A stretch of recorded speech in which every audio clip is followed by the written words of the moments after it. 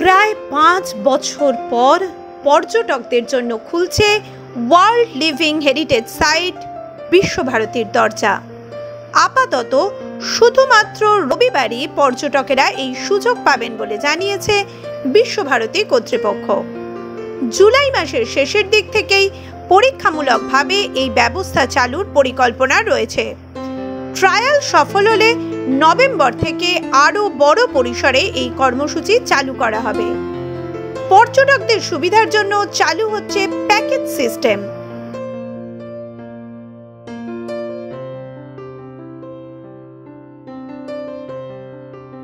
বিশ্বভারতীর উপাচার্য প্রবীর কুমার ঘোষ জানিয়েছেন, পর্যটকদের জন্য 1 থেকে 1.5 ঘন্টার একটি প্যাকেজ থাকবে।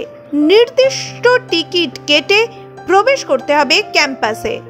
প্রতিদিন সর্বাধিক 4টি ব্যাচকে প্রবেশের অনুমতি দেওয়া হবে।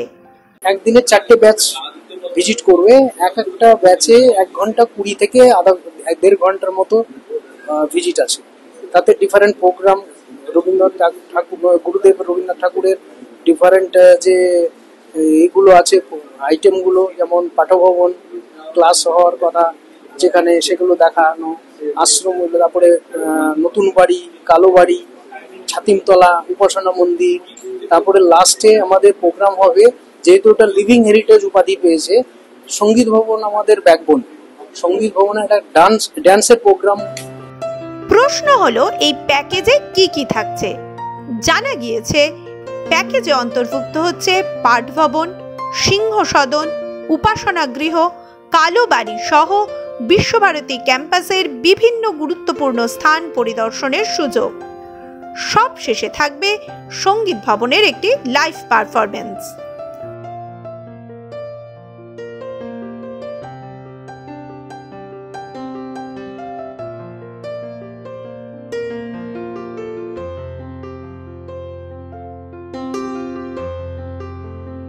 আপাতত কেবলমাত্র অফলাইনে টিকিট সংগ্রহ করা যাবে, তবে ট্রায়াল পর্ব সফল হলে অনলাইনেও টিকিট বুকিং এর ব্যবস্থা হবে।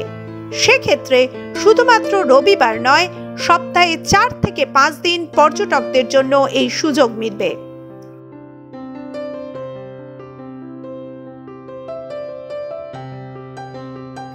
উপাচার্য জানালেন, ইতিমধ্যে গাইডদের প্রশিক্ষণও সম্পূর্ণ করে ফেলেছেন তারা। প্রতিটি ব্যাচে 4 জন করে গাইড থাকবেন। তারা পর্যটকদের ঘুরিয়ে দেখাবেন বিশ্বভারতী এবং ব্যাখ্যা করবেন এর ঐতিহ্য ও ইতিহাস। আমাদের ভলেন্টিয়ার তৈরি, 4টে এক একটা ব্যাচে 4 জন ভলেন্টিয়ার থাকবে। তাদেরকে ট্রেনিং দেওয়া হয়ে গেছে। পুরো স্টোরিটা ওরা তৈরি করে ফেলেছে, পুরো গাইড কিভাবে গাইড করবে সেইভাবে এক একটা ব্যাচকে ওরা গাইড করবে। আসুন একটু পিছিয়ে যাই। 1901 সালের ডিসেম্বরে বোলপুরের শান্তিনিকেতন আশ্রমে রবীন্দ্রনাথ ঠাকুর ব্রহ্মচর্যাশ্রম নামে একটি বিদ্যালয় স্থাপন করেন। পরবর্তীতে 1921 সালে আচার্য ব্রজেন্দ্রনাথ শীলের উপস্থিতিতে এই বিশ্ববিদ্যালয়ের আনুষ্ঠানিক উদ্বোধন হয়। 1951 সালে বিশ্বভারতীকে কেন্দ্রীয় বিশ্ববিদ্যালয়ের মর্যাদা দেওয়া হয়। দীর্ঘদিন বন্ধ থাকার পর বিশ্বভারতীর দরজা আবারও পর্যটকদের জন্য খুলে যাওয়ায় স্বভাবতই উচ্ছ্বসিত ভ্রমণপ্রেমীরা। মাধ্যম ব্যুরো রিপোর্ট।